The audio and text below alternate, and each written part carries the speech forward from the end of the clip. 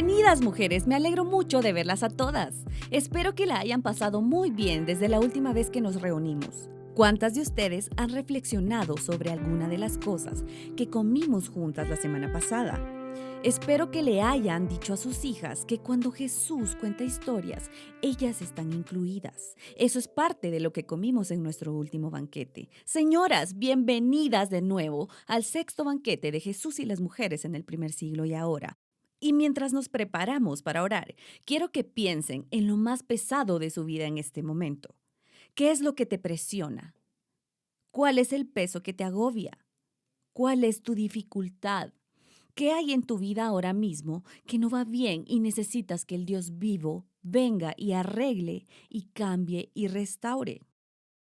Y mujeres, parte de la razón por la que le pedimos al Señor que nos muestre qué significa poner nuestra mirada en Él y luego mirar nuestras vidas, en lugar de mirar nuestras vidas y luego verlo a Él, es porque tu problema se verá más grande hasta que lo pones en las manos del Dios vivo. En el momento en que pones tu problema en las manos de Él y pones tu mirada en Él, la situación empezará a tomar la dirección correcta, su peso apropiado. Empezaremos a ser capaces de levantar los ojos y mirar hacia afuera.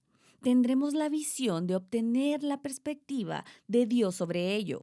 Y por eso queremos orar esta noche, de la misma manera que oramos antes de comer en nuestra mesa. Queremos orar antes de comer nuestra comida bíblica. Esto no solo es un estudio bíblico, esto no es una serie más, esto es un banquete. ¿Cuántas de ustedes tienen hambre? ¿Cuántas de ustedes quieren escuchar al Dios vivo a través de su palabra? Así que extiende tu mano derecha. Tenemos este ritmo de oración cada vez que nos reunimos. Voy a usar el talit para simbólicamente escondernos bajo las alas.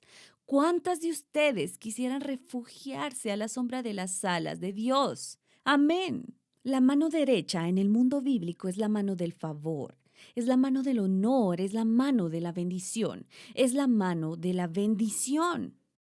En el Medio Oriente te extienden la mano derecha. Así que si tienes tu mano derecha sobre tu compañera, pregúntale su nombre si no lo sabes. Y mientras oramos, ora por ella. Inclinemos nuestras cabezas y oremos. Padre Dios, Señor, aquí estamos en la semana número 6. Y Padre, has hecho tu voluntad. Has hecho mucho más de lo que podríamos pedir o imaginar. Y Padre, mientras acercamos nuestra silla en esta mesa bíblica esta noche, Señor, venimos por fe, no en nosotras mismas, sino en ti. Señor, ahora mismo danos tu palabra, pártela en porciones pequeñas y alimentanos plenamente. Señor, mientras nos ponemos en posición de recibir, danos ojos para ver y oídos para escuchar las cosas bellas de tu palabra. Señor, mientras nos preparamos para dar testimonio de leer, comer y ver a Jesús traer mishpat y sedacá a otra mujer. Ese poderoso levantar de la vergüenza, un profundo restablecimiento del honor. Señor, miramos de lleno estas historias, porque si lo hiciste por ellas, lo haces por nosotras. Señor, cualquiera que sea la carga, sea lo que nos agobia a cada una de nosotras, Señor, te ruego que ahora mismo las preocupaciones del mundo se desvanezcan, para que nos ubiques mientras estamos aquí reunidas, hombro con hombro, abrazándote, mirándote en tu palabra esta noche. Padre, haz tu voluntad. Di lo que tú quieras decir y haz lo que tú quieras hacer. Gracias por darnos mishpat y sedacá, por justicia y por la rectitud, por el generoso elevar que haces ahora mismo de manera profunda y antigua en cada una de nuestras vidas, Señor. Te amamos, tú eres bueno y lo que haces es bueno. En el nombre de Jesús oramos. Amén. Muy bien, mujeres. A manera de repaso, hemos estado conociendo a Jesús y su mundo judío del primer siglo. ¿Cuántas de ustedes han disfrutado conociendo a Jesús y su mundo judío del primer siglo? Es bueno conocer a una persona en su contexto. Tomen su gráfica. ¿Cuántas de ustedes han llegado a apreciar su gráfica después de 6 semanas? Tal vez nunca se imaginaron apreciar tanto una gráfica, pero ahora lo hacen. Nos es útil porque la Biblia fue escrita principalmente por personas de Oriente Medio en un contexto de Oriente Medio. Yo funciono como una culturalista bíblica. Enseño la Biblia desde su contexto original, histórico, cultural y geográfico. Funciono como una máquina del tiempo. No solo te voy a llevar al texto de las escrituras, quiero llevarte a través de la geografía de la Tierra Santa. Quiero regresarte 2000 años atrás, al tiempo y la época en que Jesús de Nazaret caminaba por la tierra. Mientras revisamos nuestra gráfica esta noche, al iniciar, quisiera que vayamos al final de la misma. Quiero que anoten esto.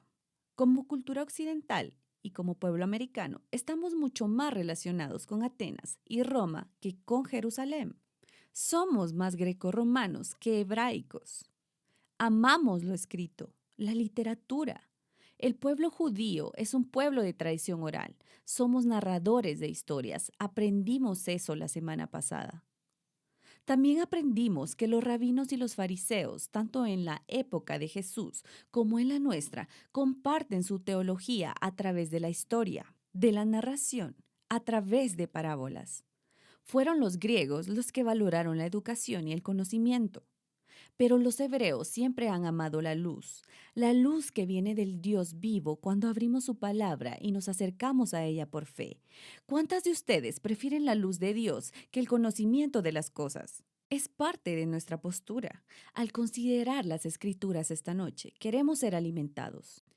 Una vez más, a modo de repaso, hemos estado hablando de cuando estudiamos los 4 evangelios, Mateo, Marcos, Lucas y Juan. Encontramos en cada interacción que Jesús tenía con las mujeres. Traía 2 cosas a sus vidas. Había 2 cosas que no tenían y luego de su interacción con Jesús la recibían de manera abundante. Esas 2 cosas son Mishpat y Sedaká, justicia y rectitud. La justicia bíblica ocurre cuando el honorable se acerca al indigno, lo levanta de su vergüenza y le devuelve su honor. La justicia bíblica es tanto un levantar como una restauración. Algo que se ha estropeado se restablece. Algo que se ha fracturado se restaura. Eso es la justicia bíblica.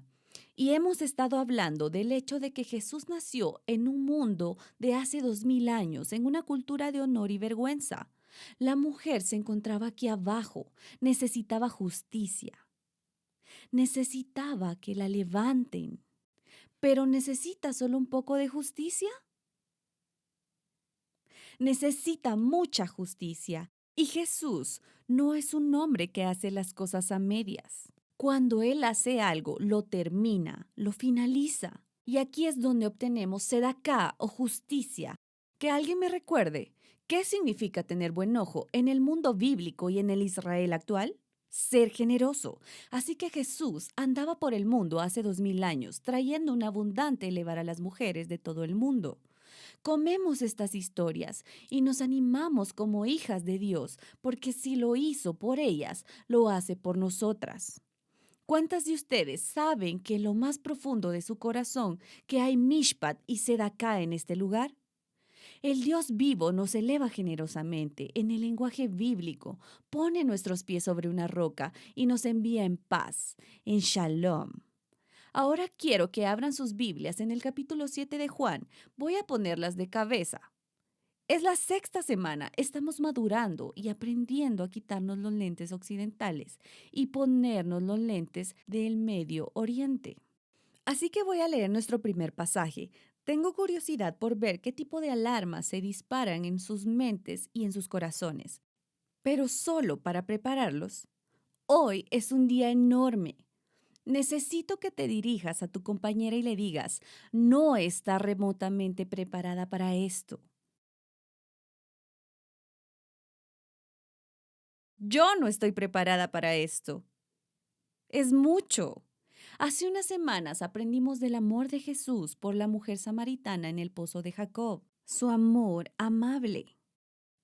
La semana siguiente, esa mujer junto a la pared en la casa de Simón, el fariseo, a la hora de la comida, de la cena, su amor por ella fue feroz.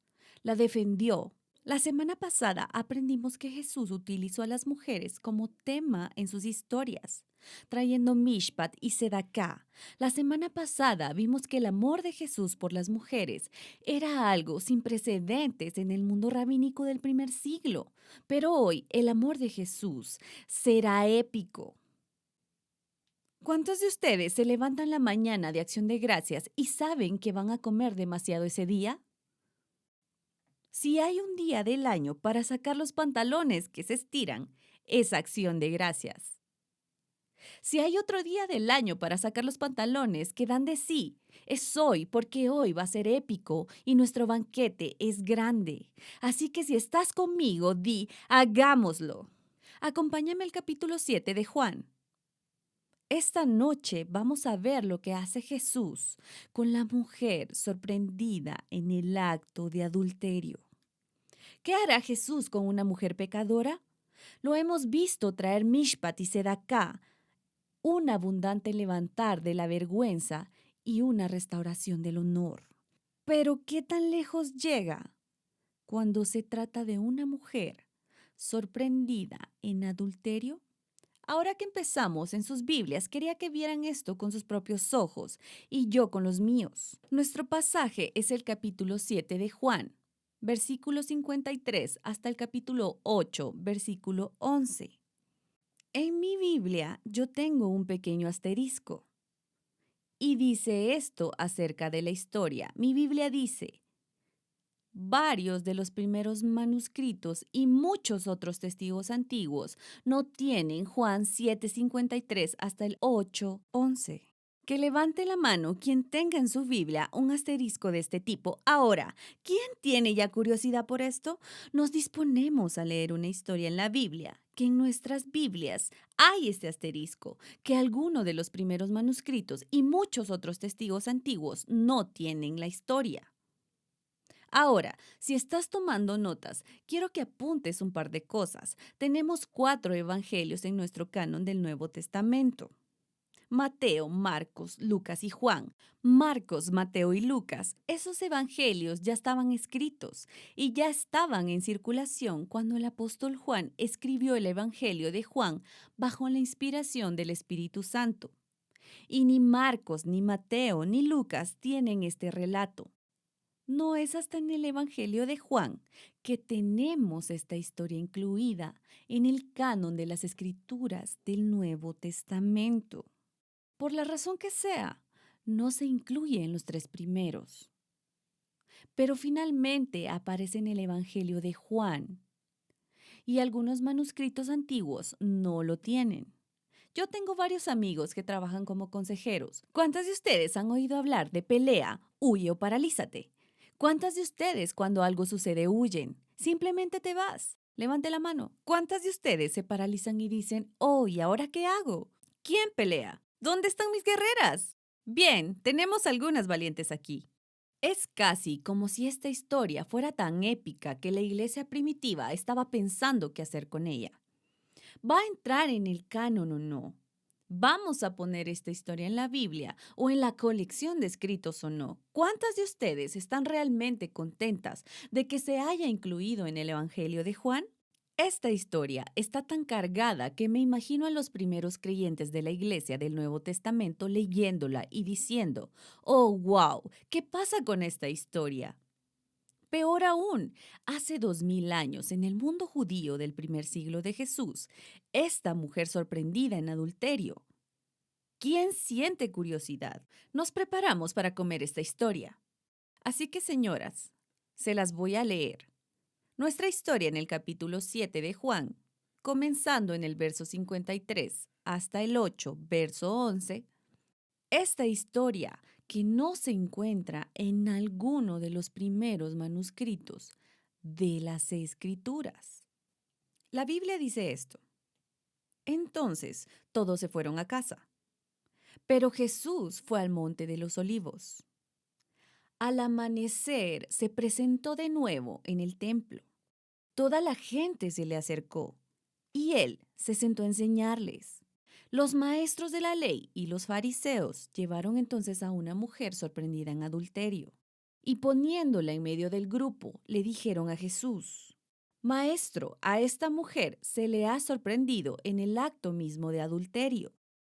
En la ley de Moisés nos ordenó apedrear a tales mujeres. ¿Tú qué dices?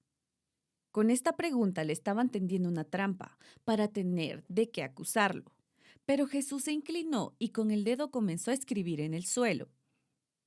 Y como ellos lo acosaban con preguntas, Jesús se incorporó y les dijo: Aquel de ustedes que esté libre de pecado, que tire la primera piedra. E inclinándose de nuevo, siguió escribiendo en el suelo.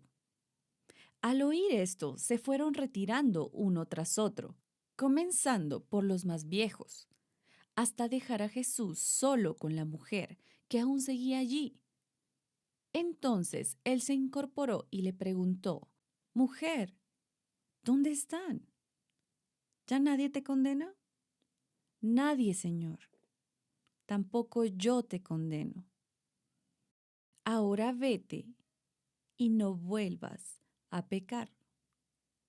Mujeres, mientras nos preparamos para comer nuestro banquete, tal vez quieran anotar algunas cosas.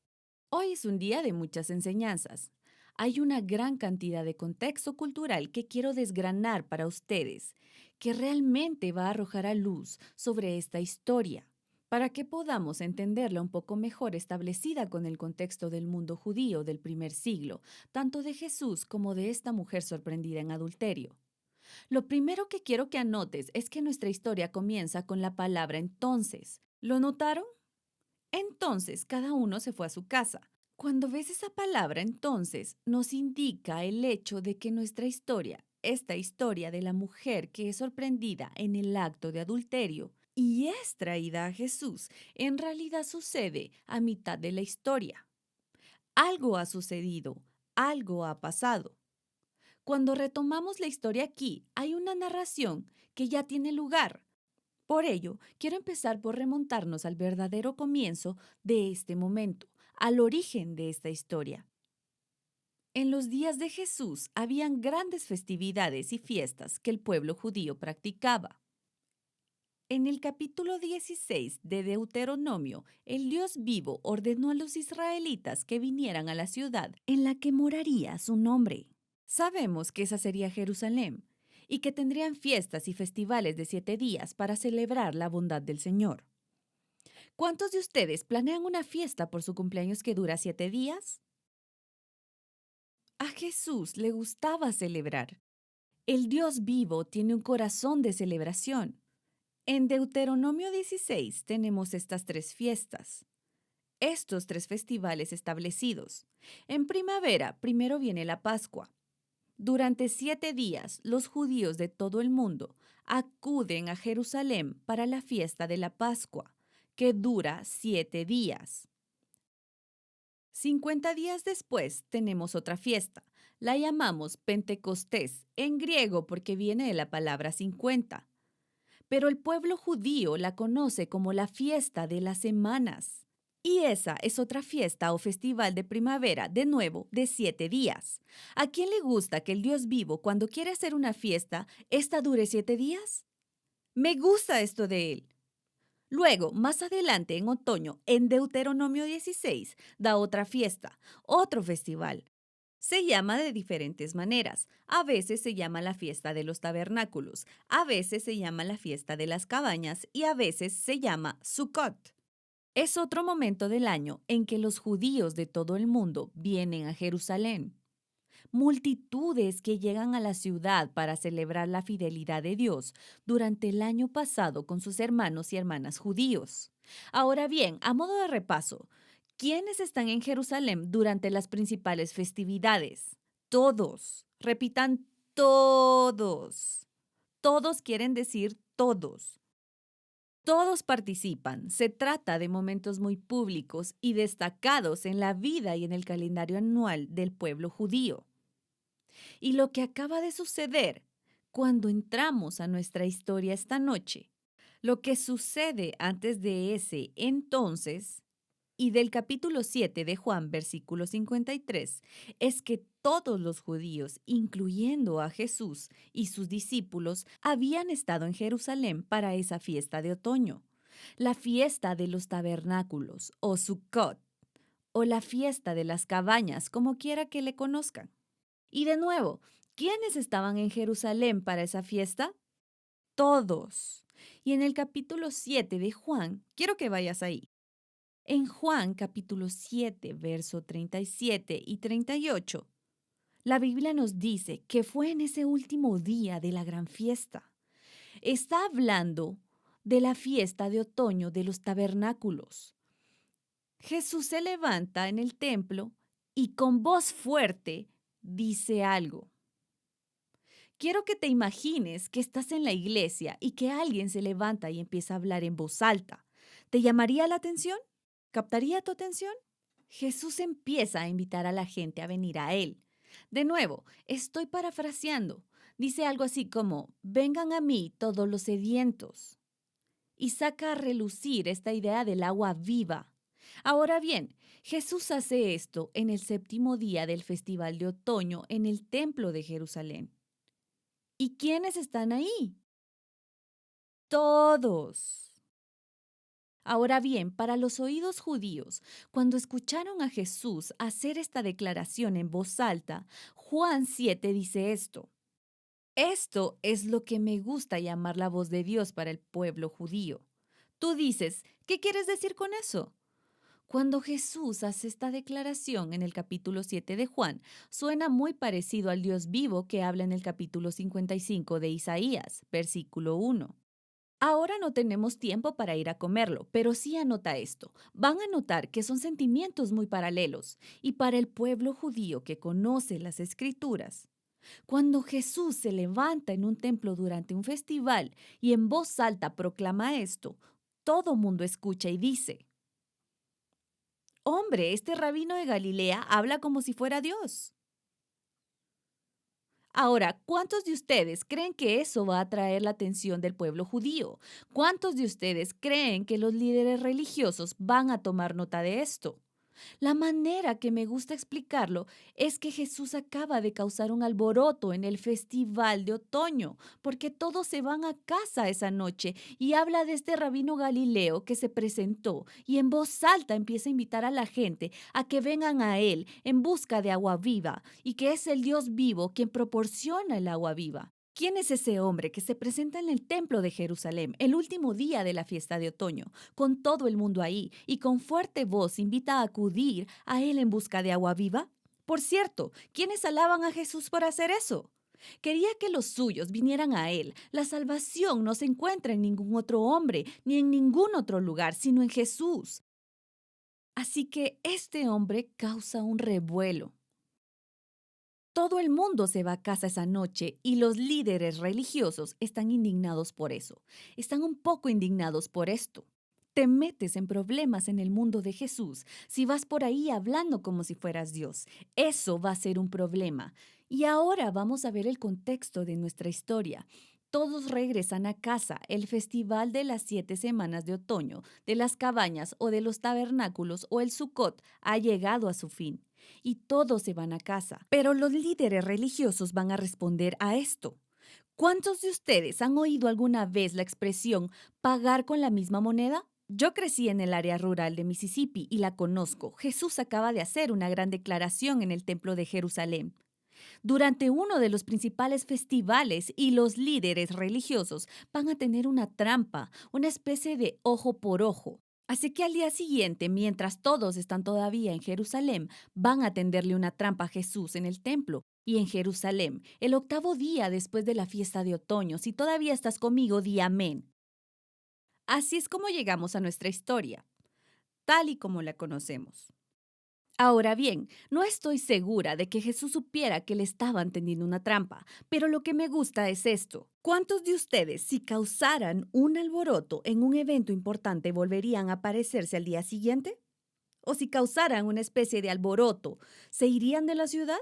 Me emociona que Jesús provoque este alboroto, que provoque esta conversación en Jerusalén sobre quién es el Mesías. ¿Es Él? Todo esto agita el corazón del pueblo judío y al día siguiente se levanta, vuelve a la ciudad, a Jerusalén, al templo. Ahora bien, esto es una conjetura, esto es de Cristi, así que escríbelo a lápiz porque el texto no lo dice. Pero creo con todo mi corazón que parte de la razón por la que Jesús pasó la noche en el Monte de los Olivos aquella noche fue que sabía que el día siguiente había una mujer que iba a necesitar su ayuda. Simplemente lo creo. No puedo probarlo, el texto no lo dice, pero a medida que voy conociendo al Dios vivo, a medida que voy conociendo a Jesús, creo que Él haría algo así. Así que al día siguiente, el octavo día, después del festival, hay un par de cosas interesantes sobre este octavo día. Después de un festival de 7 días, el octavo día, según la ley judía, después de una de las principales fiestas o festividades que son de los 7 días, ese octavo día era designado como un día de reposo. Quiero que escribas esto. Me gusta mucho esto. Es casi como si el Dios vivo dijera, quiero que vengas a celebrar con todos durante 7 días, que después vas a necesitar tomarte un día libre. Así que el octavo día, después de una fiesta de 7 días, se designa como sábado en la ley judía, y la ley judía también dio regulaciones para el día sábado. Toma nota algunas cosas interesantes en nuestra historia, porque esta historia sucede en el octavo día. Esta mujer sorprendida en adulterio sucede en ese octavo día después de la fiesta de los tabernáculos o la fiesta de las cabañas, que lo designa como un día de reposo. Si lees la Mishnah, uno de sus requisitos acerca del sábado dice esto, que la escritura que deja una marca permanente como tinta se considera trabajo. Y eso era una violación del sábado. Si escribes con tinta, estás añadiendo a tu obra literaria. ¿Tiene sentido? Pero la Mishnah también dice que en el sábado se permite escribir en el polvo o la arena o algo así. El viento vendrá y se lo llevará. En realidad, no ha añadido nada al conjunto de tu obra literaria, así que no está rompiendo el sábado. Nos preparamos para ver a Jesús escribir en la arena y en el polvo. Nos preparamos para ver esto. Jesús está operando plenamente en su mundo judío. Así que el día siguiente, el octavo día, vuelve a Jerusalén, al templo, y los fariseos van a traer a una mujer sorprendida en adulterio. ¿Puedes sentir la tensión y la energía en la historia? El día anterior, Jesús se había levantado y en voz alta había invitado a la gente a venir a Él por agua viva. Todos están todavía ahí. Es el octavo día, día de reposo. Y los fariseos, el texto nos acaba de decir que trajeron a la mujer para tenderle una trampa y así tener algo para acusarlo. Levanta tu mano si leíste eso en nuestro pasaje. Así que ya sabemos que la motivación de los fariseos no es pura. Retomemos nuestra historia en el capítulo 8 de Juan, versículos 3 al 5. Dice, la hicieron comparecer ante el grupo, es decir, los fariseos trajeron a esa mujer sorprendida en adulterio y dijeron a Jesús, Maestro, esta mujer ha sido sorprendida en el acto de adulterio. En la ley, Moisés manda apedrear a las mujeres como ella. ¿Qué dices tú? Ahora bien, esto es un gran problema porque se trata de un asunto de pena de muerte en el judaísmo del primer siglo. Cuando los fariseos dicen la ley de Moisés, condenan a las mujeres como ella. Lo que están citando es Levítico capítulo 20, versículo 10. ¿Cuántos de ustedes creen que en la vida no volverán a leer Levítico? Hay cosas muy buenas en Levítico. Quiero que vayas ahí. Quiero que lo leamos juntas con nuestros propios ojos. Interrogan a Jesús acerca de la Torá. Le preguntan a Jesús acerca de una ley rabínica dada en la Torá. Le preguntan, ¿qué dice él? ¿Qué dice Moisés? Y se refiere al capítulo 20 de Levítico, versículo 10. Ese pasaje dice lo siguiente. Si un hombre comete adulterio con la mujer de otro hombre, con la mujer de su prójimo, tanto el adúltero como la adúltera serán condenados a muerte. Así que vemos cómo se disparan las alarmas porque los líderes religiosos estuvieran realmente preocupados por defender la ley. ¿Cuántas personas estarían allí? 2. La mujer sorprendida en adulterio. ¿Y quién más? El hombre.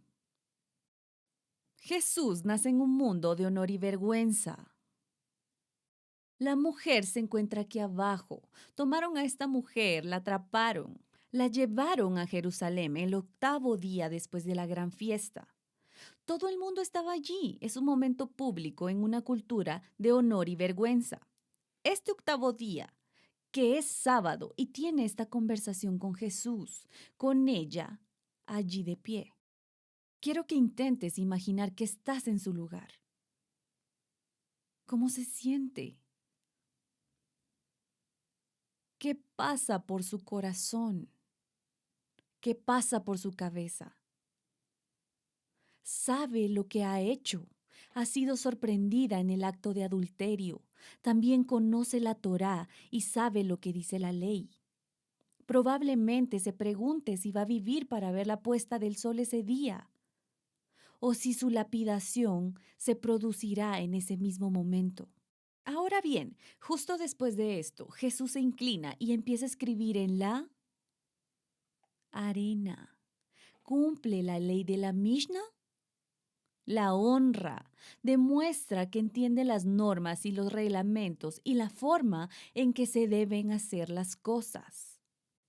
Ahora, aquí es donde se pone divertido. Cuando estuve en Israel, me dijeron lo que Jesús escribió en la arena. Mira a tu vecina y dile que se despierte y escuche esto. Ahora bien, los estudiosos debaten y no están de acuerdo, y no lo sabemos con seguridad, pero me gusta esto en el contexto de Oriente Medio. Escribe en la arena 2 veces. Según aprendí mientras estudiaba en Israel, la primera vez probablemente está escribiendo algo de Levítico 20. Él responde a su pregunta. La ley de Moisés dice, en efecto, que hay que apedrearla y también al hombre, y parte textualmente, creo que tal vez para dar cierta credibilidad a su idea. Su siguiente declaración, que se prepara para dar, anota la ejecución que un adúltero se supone que debe experimentar.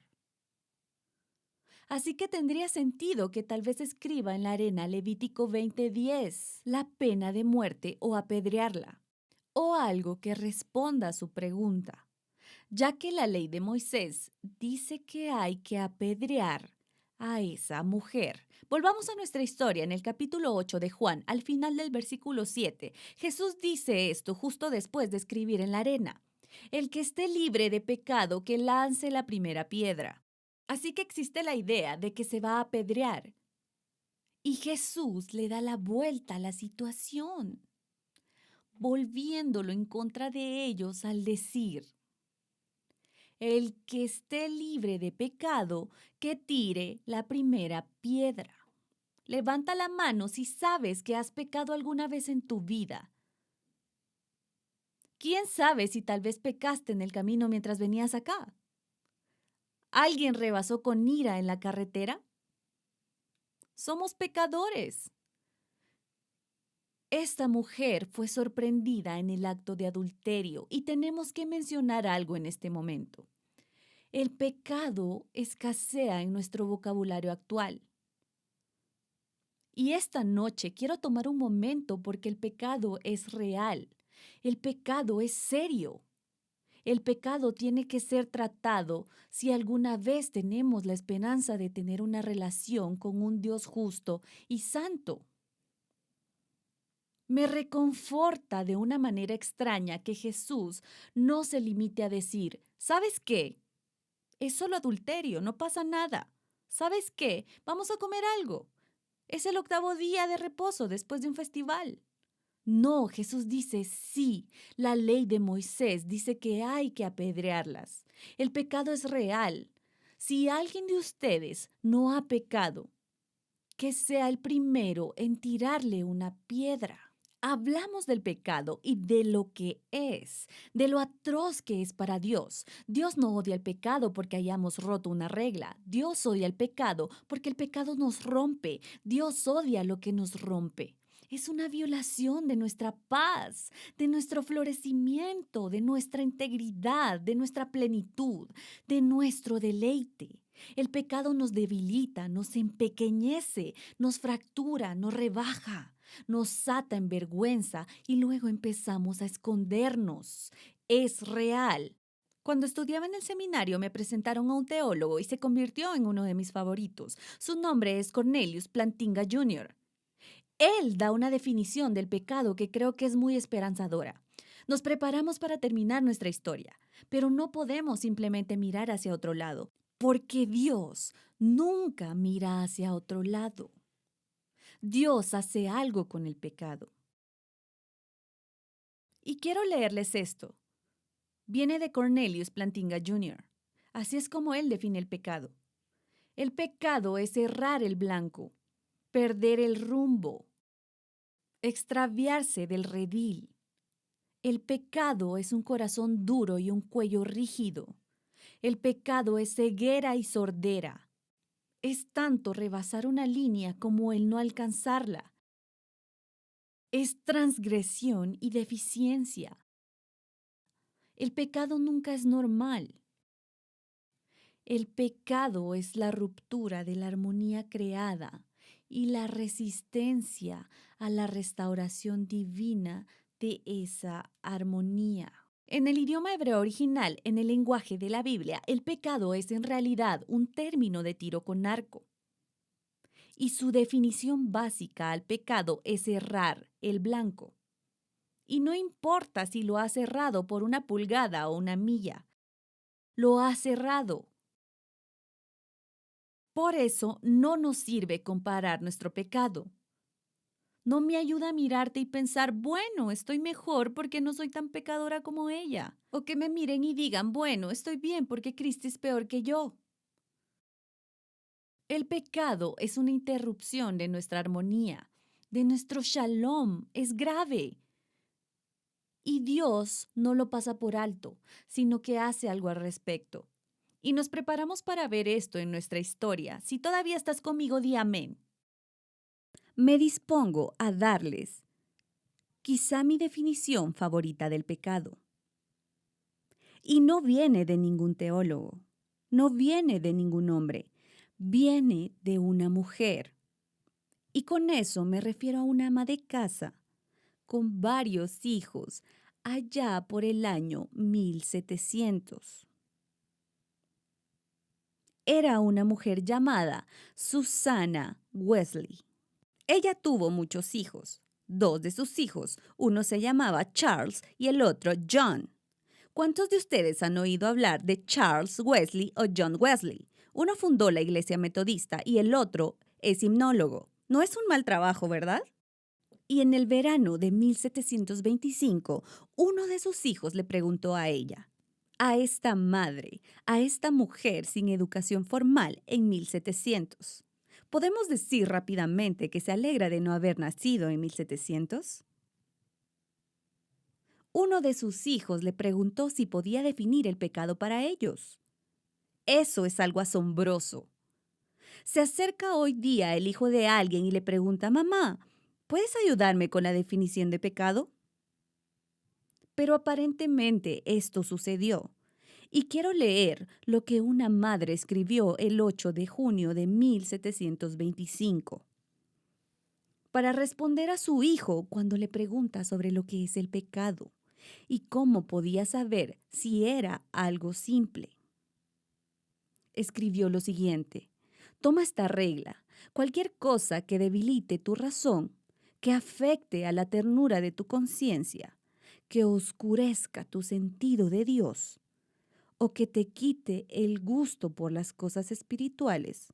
En resumen, cualquier cosa que aumente la fuerza de autoridad de tu cuerpo sobre tu mente, esa cosa es pecado para ti, por muy inocente que sea en sí misma. Nada mal, ¿no? No puedo esperar a conocerla en el cielo. Tengo muchas palabras que me gustaría que ella definiera para mí. Cualquier cosa que nos aleje de la santidad del Dios vivo, por inocente que parezca en sí misma, es pecado para nosotros. El pecado es real y es letal. ¿No es interesante? En la Biblia, el pecado se introduce en el capítulo 3 del Génesis. Adán y Eva comen la fruta y la caída del hombre y el pecado entra en el mundo. En Génesis 4, Caín mata a Abel. Ya en Génesis 6 tenemos el diluvio. El pecado se extiende como un virus. Pasamos de un capítulo de la Biblia de dos personas comiendo una fruta al asesinato en el siguiente capítulo. El pecado es real, es fuerte. Y Dios nunca lo ha mirado de reojo, sino que ha hecho algo al respecto. Y nos disponemos a verlo en nuestra historia. Si sigues conmigo, di amén. Volvamos a Juan 8, versículo 7, donde Jesús dice: El que esté libre de pecado, que sea el primero y arroje la primera piedra. En el capítulo 8 de Juan, versículo 8, de nuevo, Jesús se inclina en el día de reposo. Este octavo día, después del séptimo día de la fiesta de las cabañas, y empieza a escribir en la arena. Mira a tu compañera y dile, tal vez no entendemos qué fue lo que escribió. Cuando estudiaba en Israel, aprendí y me asombraba. Los rabinos y fariseos de la época de Jesús. Habían algunos de ellos que sabían toda la Biblia hebrea de memoria. Cuando digo la Biblia hebrea, quiero que piensen en el Antiguo Testamento. El pueblo judío no la llamaba Antiguo Testamento. Para ellos es la Biblia hebrea. El orden de los libros es diferente, pero son los mismos libros. Nosotros no visualizamos, no imaginamos a Jesús caminando con la mochila al hombro llena de pergaminos. La palabra de Dios no está fuera de él. ¿Dónde se encuentra? Dentro de él. Y habían otros rabinos y fariseos que sabían toda la Biblia de memoria. ¿Cuántas de ustedes ahora mismo se sienten incómodas por los 5 versículos que saben de memoria? Toda la Biblia. Y así, mientras interactúan entre sí, es como si las Biblias conversaran juntas. Uno menciona un pasaje y el otro reconoce fácilmente. Si uno empieza a citar o decir algo, el otro reconocerá inmediatamente. ¿A quién de ustedes les gustaría ver eso? ¿Ver a unos rabinos debatiendo o un rabino y un fariseo discutiendo algún tema? No sacan libros, solo hablan. La saben de memoria, entonces podemos suponer que Jesús sabía de memoria toda la Biblia hebrea. Y probablemente algunos de los fariseos que trajeron a esta mujer sorprendida en adulterio también sabían de memoria, muy probablemente, toda la Biblia hebrea, o lo que nosotros llamamos el Antiguo Testamento. Ahora que Jesús acaba de hacer la declaración, veámosla una vez más. Que cualquiera de vosotros que esté libre de pecado, que arroje la primera piedra. Y en el siguiente verso, se inclina y empieza a escribir en la arena. Una vez más, la pregunta es, ¿qué escribía? Estamos en el octavo día después de un festival de 7 días. ¿Quiénes acuden al festival de 7 días? Todos. En ese momento público, todo el mundo está ahí. El enfrentamiento ha sido planeado. El texto ya nos ha dicho que trajeron a la mujer para tenderle una trampa, el ojo por ojo en Jerusalén, en el templo delante de todos el octavo día. ¿A cuántos de ustedes les gustaría planear todo eso y luego justo en medio de ello marcharse? Estamos a punto de ver cómo ocurre esto, y creo que es un indicio de lo que Jesús estaba escribiendo en la arena. Ahora quiero ser clara, no lo sabemos con seguridad, así que escribamos esto con lápiz, ya que hay mucho debate al respecto. Los estudiosos abundan en todas partes. Así que permítanme expresarlo de esta manera. Les quiero dar lo que yo creo es mi mejor opinión luego de estudiar en el Medio Oriente, que fue lo que Jesús escribió en la arena. Quiero que vayan conmigo a Jeremías capítulo 17. Porque esto es lo que aprendí cuando estudié en Israel. De nuevo, no lo sabemos con seguridad, pero coincide. Jeremías capítulo 17, versículo 13. Encontramos esto de nuestro profeta llorón, Jeremías. Jeremías 17:13 dice lo siguiente: Señor, tú eres la esperanza de Israel. Todos los que te abandonan serán avergonzados. Los que se aparten de ti serán inscritos en el polvo porque han abandonado al Señor, fuente de agua viva. Jeremías hablaba de los que abandonan al Señor, el agua viva. ¿Qué acaba de decir Jesús el día anterior en el capítulo 7 de Juan? Invitar a la gente a venir a Él, porque Él tiene el agua viva.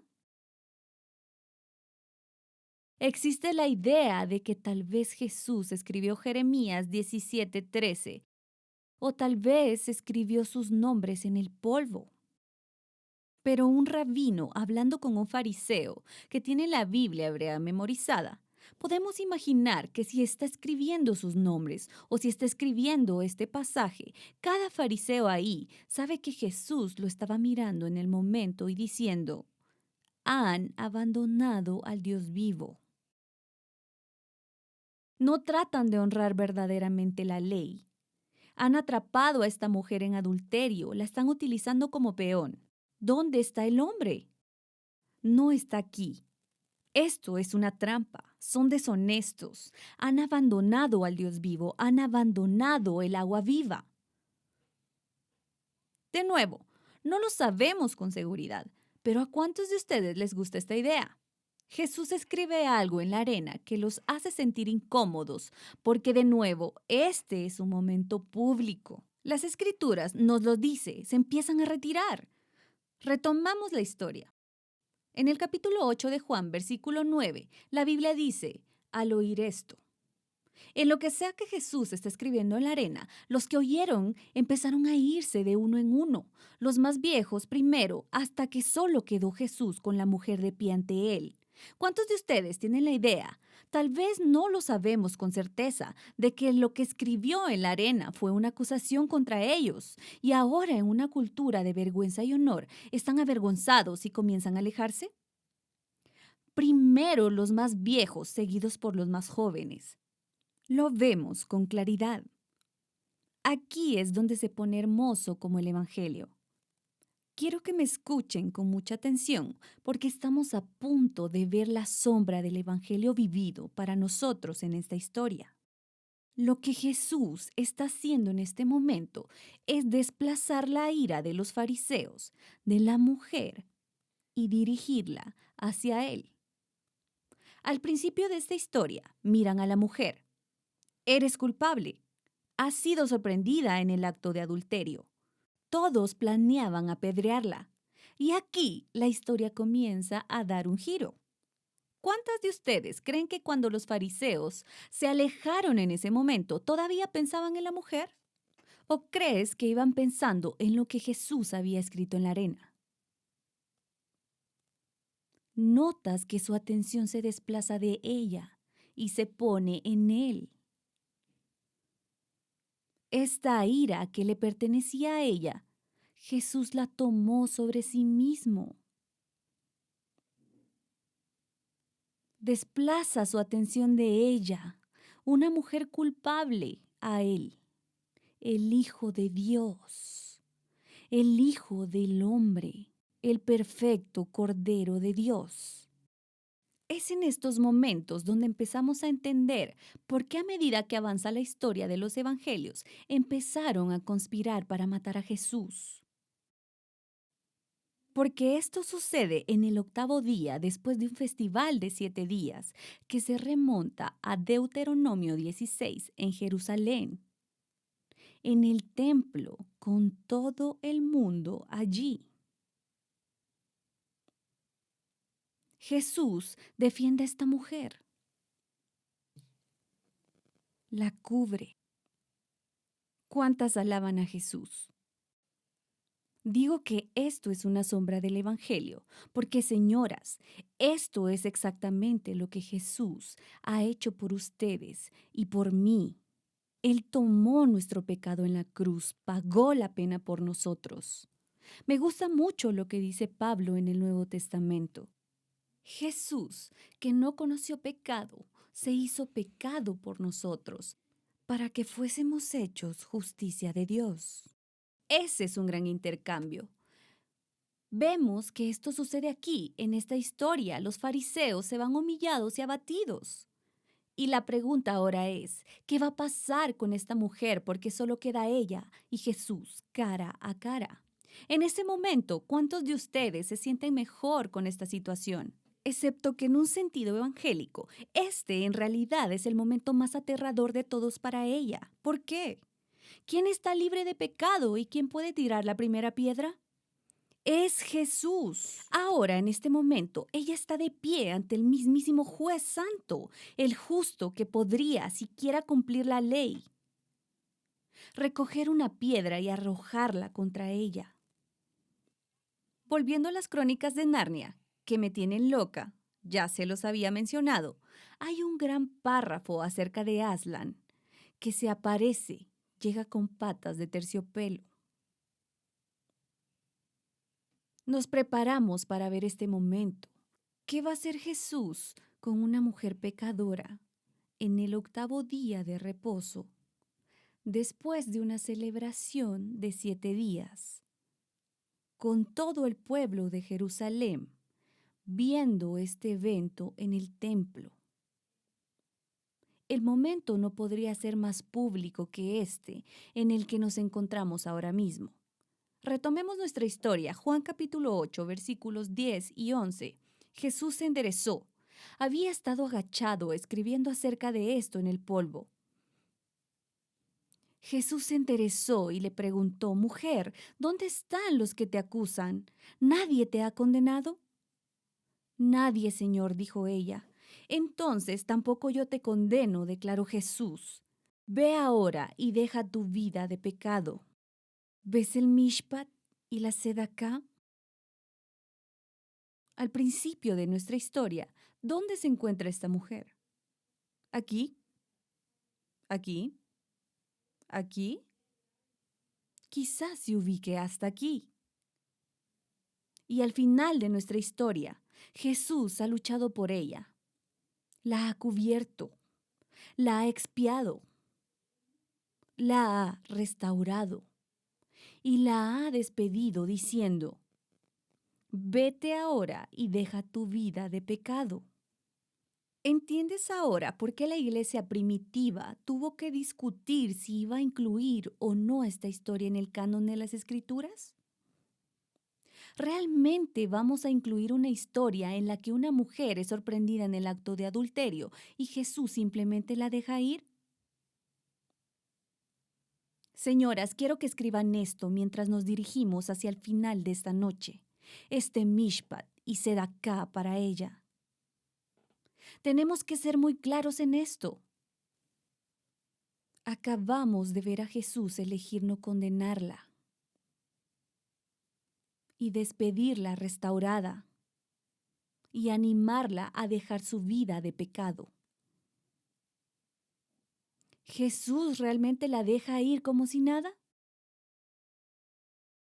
¿Qué acerca de su pecado? ¿Qué va a hacer con eso?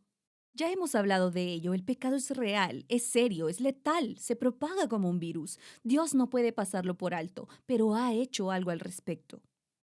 Quizá quieras escribir esto, no importa lo que sientas, pero Jesús puede dejarla ir en ese momento, porque sabía que en esa misma ciudad, probablemente justo afuera, en una de las puertas principales, iba a llegar un día en el que él iba a colgar en una cruz y pagar por ese pecado por ella. El pecado siempre será confrontado.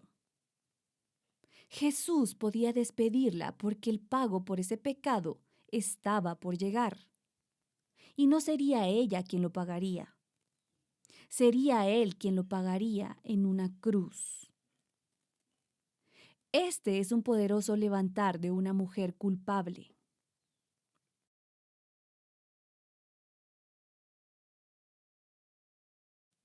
Realmente es doloroso. Quiero que pienses, ¿qué es lo peor que has hecho? Lo peor. Tengo una amiga que siempre dice que todos tenemos un capítulo que no leemos en voz alta. ¿Cuál es ese capítulo para ti? ¿Qué es eso que cuando lo recuerdas te hace sentir vergüenza, te hace sentir avergonzado? ¿Qué es eso para ti? Esta historia habla de eso,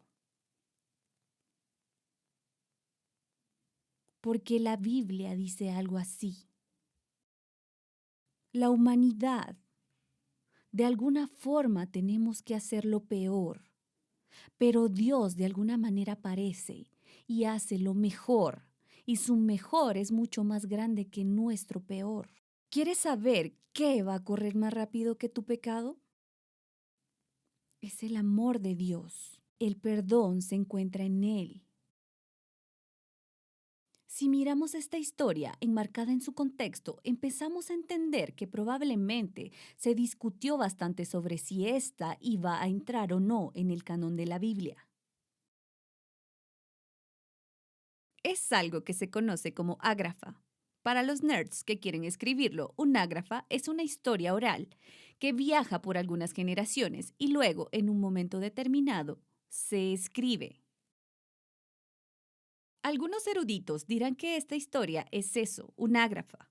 Es un relato histórico de Jesús que se transmitió oralmente durante unas cuantas generaciones hasta que el apóstol Juan finalmente lo escribió bajo la inspiración del Espíritu Santo cuando escribía el Evangelio de Juan. Otros estudiosos dirán que no encaja del todo en el parámetro y la definición de un ágrafa. Pero yo sé esto. Estoy muy contenta de que esta historia haya llegado a la Biblia. ¿Cuántos de ustedes están realmente contentos de que esta historia esté en la Biblia? He conocido personas que dicen, Cristi, si entrara por las puertas de la iglesia, a Dios le daría un infarto. ¿Has conocido alguna gente así? ¿Has sido alguna vez una de esas personas en una temporada de la vida? Y siempre me encanta decir, oh no, no le daría un infarto. Te perdonaría y te levantaría poderosamente, te restaurará y te enviará en paz. Porque eso es lo que la Biblia realmente dice que hará. Señoras, tenemos que ser emisarias de esta historia, porque Dios es mejor de lo que conocemos. Al conocer a Jesús en su mundo judío del primer siglo, es mejor de lo que conocemos. Cuando piensas en lo peor que has hecho, o en la peor temporada que has pasado y te preguntas, ¿qué piensa realmente Dios de mí? ¿Cómo sucedió todo eso realmente? Esta es una historia que puede hablarte. Esto es lo que es Jesús. Así es Él. Mientras nos preparamos para concluir, quiero que vayan conmigo a mi pasaje favorito de todo el Antiguo Testamento. A mí me gusta el Antiguo Testamento. ¿Y cuántas de ustedes les gusta el Antiguo Testamento? Me gusta el libro de Levítico. ¿A ustedes les gusta? Vayamos al libro de Isaías. Isaías capítulo 42. Me gusta mucho este versículo. Para mí, este versículo enmarca esta historia. En dos frases, es tan poderoso, es tan hermoso. Aslan si viene con patas de terciopelo. En el capítulo 42 de Isaías, versículo 3, las escrituras dicen lo siguiente: no quebrará la caña cascada, ni apagará el pábilo que humea. En fidelidad, Él traerá justicia. Quiero parafrasearlo para ustedes. Quiero leérselo de otra manera. Una caña mayugada no la romperá, y la mecha que humea no la apagará. En fidelidad Él traerá un poderoso levantar de la vergüenza y una restauración del honor. Así es Jesús. Así es Él. Te dije que hoy era épico. Esta historia es tan épica que casi no entró en la Biblia. Pero estamos muy contentas de que esté ahí. Nos comemos estas historias, las leemos y las volvemos a leer una y otra vez, porque nos enseña lo que es animarse. Si Jesús hizo esto por ella, lo hará por ti, lo hace por mí. Mis amigas, nos queda una semana, todavía tenemos un banquete más. La próxima es nuestro séptimo banquete.